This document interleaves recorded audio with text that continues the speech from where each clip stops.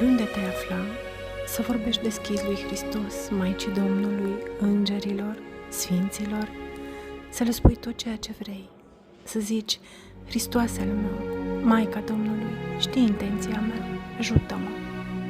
Astfel, simplu și cu smerenie, să vorbești mereu cu ei despre orice te preocupă, după care să rostești rugăciunea: Doamne Iisuse Hristoase, Fiul lui Dumnezeu, miluiește-mă!